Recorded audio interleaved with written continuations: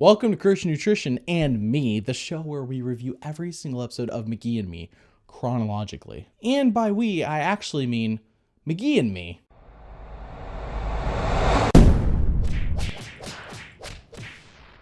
McGee and Me, isn't this a bit random? It didn't even receive one vote from you guys. It's true, McGee and Me did not receive one vote from any of you.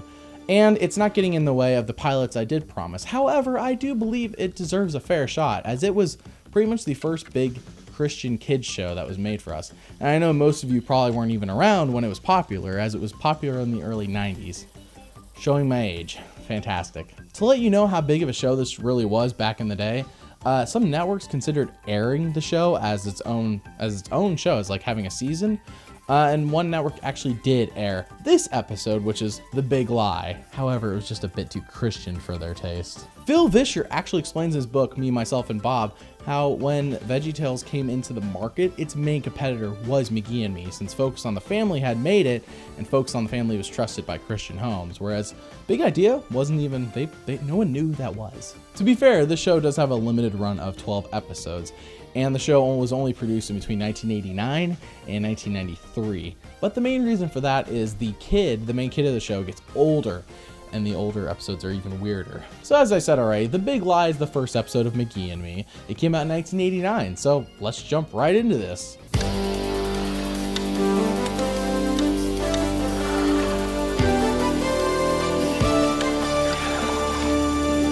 The key to having a successful show in this time frame was definitely having a great theme song. And if you don't believe me, look up the best theme songs for kids shows in the 80s and 90s. They will blow your mind.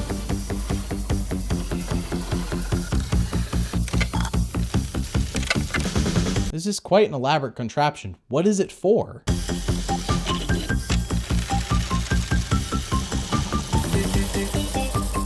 It's to sharpen his pencil. Are you kidding me?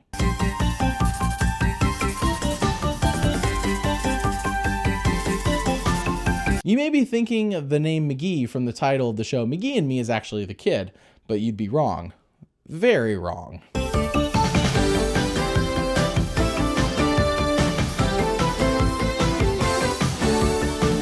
Did that drawing just come to life? What kind of Christian kids show is this? Drawings just come to life? I don't remember that in Genesis.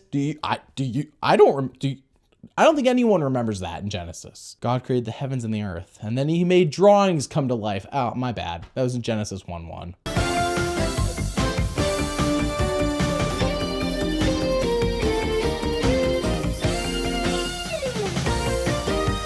Oh, thank goodness Focus on the Family made this. For a second there, I thought this might be crap, but since their name's on it, it's clearly quality.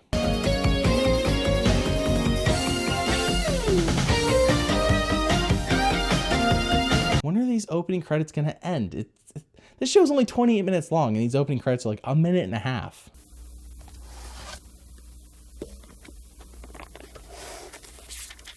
Do you think that's a Focus on the Family Bible that you could find at your local Lifeway, huh? Telling lies about someone is as harmful as hitting him with an axe. So McGee's gonna be the literal representation of Bible stories. That's fantastic. Can we do Revelation? I'll go pop the popcorn. We're shooting him with a sharp arrow.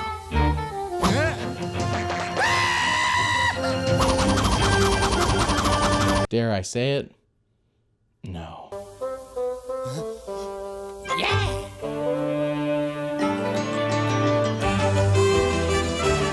Sorry guys, I have to say it. I have to reveal the truth. This is the best anime ever. It's better than Cory in the House and the Bee Movie. Oh, it's even better than The Nut Shack. Black, yellow, black, yellow, black, yellow, black, yellow, black, yellow, black. Ooh, black and yellow. Yeah, let's shake it up a little.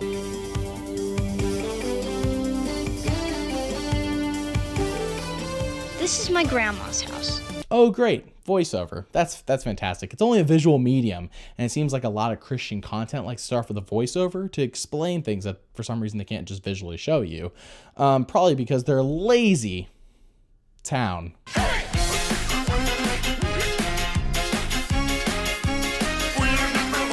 We find out that our lead character Nick just moved to a new town and has to get a new haircut. Gasp!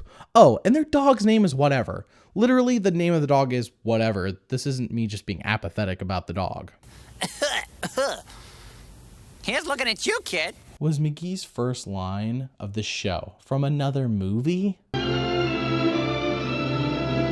Here's looking at you, kid. Yep, this show's off to a promising start. Original content just flowing from them. At least you made an impression. Honey, better get going. Right, Mom?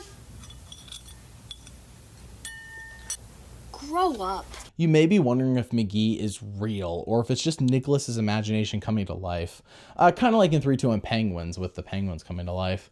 But they're not. It's just the imagination. Well, let me make this very clear.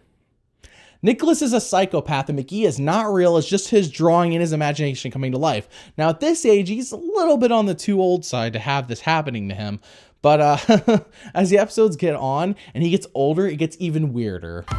Then there's lunch. Time to, make those big first impressions. Nicholas will never get a date to prom. Oh no! What do you think you're doing? Me? Come here. So Nicholas is about to get beat up. This show's off to a fantastic start. He's been a failure. He's gotten beaten up, and we haven't even gotten to the part where he supposedly lies. I mean, that's what the cover promised us, a big lie, right? My name is Nicholas. Oh, say Nick, huh? Got a present for me? Do you think this bully asked this of everyone who has the common name of Nicholas? Because if he does, I feel like that's a lot of dumb conversations he's having. But he doesn't seem like the smartest guy, so that would actually make sense. You come down my alleyway, throwing cans at me. You better have some kind of peace offering. Yes, this stereotypical bully is just that. Stereotypical. Thankfully for Nick, a random kid named Lewis shows up and gets Nick out of trouble with some smooth talking and some smooth lying. Lewis then tells Nicholas about this crazy Indian who eats anything that walks past his house. McGee then convinces Nicholas of the impossible, and he goes into that crazy Indian's house. As it turns out, it was an Indian, but a really old one, and not at all crazy. Nicholas then exaggerates about his encounter with the Indian, which nets him some cool points with the local middle school boys. He had a rabbit? He was eating a rabbit? Well, it was alive, He was eating a live rabbit? Or maybe Nicholas isn't lying as much as this kid's just putting words in his mouth. So Squid, you some big hero now? Hello, Nicholas. Dang, Nicholas is picking up all the chicks now. I guess that date to the prom won't be too hard to find. Eating all those animals. Where'd you get the guts to stand up to him? What do you know about guts, Derek? You're scared to even go near the place. Hi, Nicholas. Well, the bully's seeing right through his charade. Leave it up to the villain to see right through his sin. Well, it seems that somebody broke into George Ravenhill's cellar yesterday and scared the poor man half to death. What? Who could have done such a thing? I don't care what his house looks like. He's just about the sweetest man you'd ever want to meet. The big lie? More like the big guilt trip.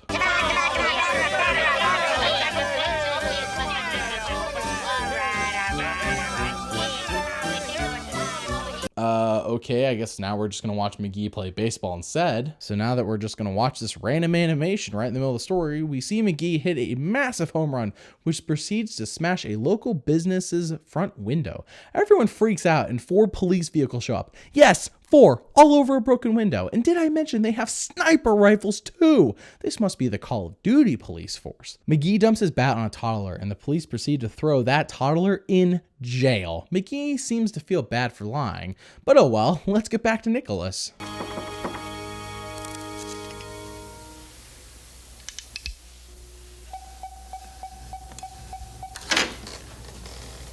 He created all of that so he wouldn't have to open his door. I mean, that is smart, but when did he have the time to do that? I thought they just moved here. Nick then asks a rhetorical question about what if he said something and it got someone else in trouble? His dad then gives a good moral lesson on lying and how it is a sin. He also explains that when you lie and hurt another person, then you hurt Jesus as well.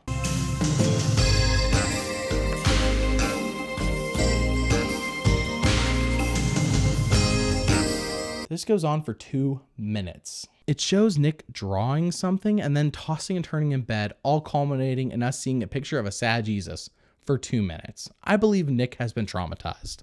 What? Derek and his dorks. They're gonna put the finishing touches on old cold cheese. What, now? Should be good. This kid is nothing but trouble. If there's ever a gossip episode of McGee and Me, then I'll know exactly where Nick got that from. What are you doing? This is it, loyal minion. Time to right the wrongs, to return justice to its right. McGee, they'll kill me. I wonder if anyone will ever like just walk in while Nick's talking to himself. That would be pretty funny. Or if there's like passing by and they're like, this kid's just in there talking to him and they're seeing it and they're like, I'm not even gonna bother, and they just keep walking. That would be funny too. Can that be in one of these episodes? I haven't seen them all, so it's possible. It could happen. We then get another montage with the same song from before, except now we see the bullies trashing the old Indians' place along with Nick endlessly running to get there to stop them. Talk about padding the time to reach 28 minutes, as most of this is in slow motion. But alas, Nick is too late and the Indian is super sad, which in turn makes Nick super sad. That is some half-hearted sweeping. Do you really want to spend all day cleaning up, Nick? Man, I wouldn't want to be in your shoes Monday.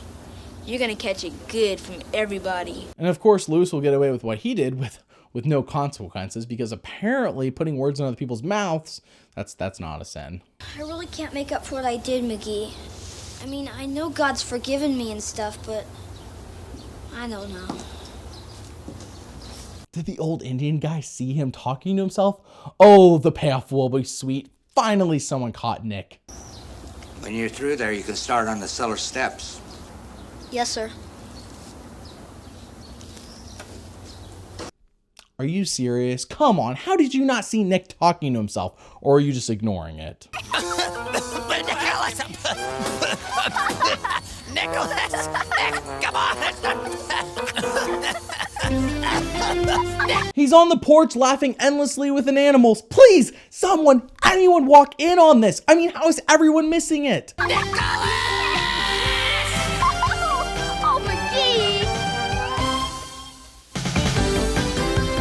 Wow, well that was McGee and Me with The Big Lie, and I want to point out that the credits begin at the 26-minute mark. And remember how the credits in the beginning were a minute and a half?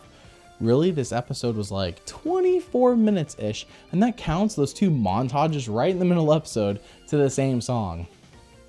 Man, they were padding the time. Also, we never got a conclusion to McGee getting that toddler thrown in jail. I guess he just got him thrown in jail, felt bad for a few minutes, and then went back to what he was doing. I hope you all consider this series when picking the next series that I will be reviewing after VeggieTales. Remember, God made you special, and He loves you very much. Bye!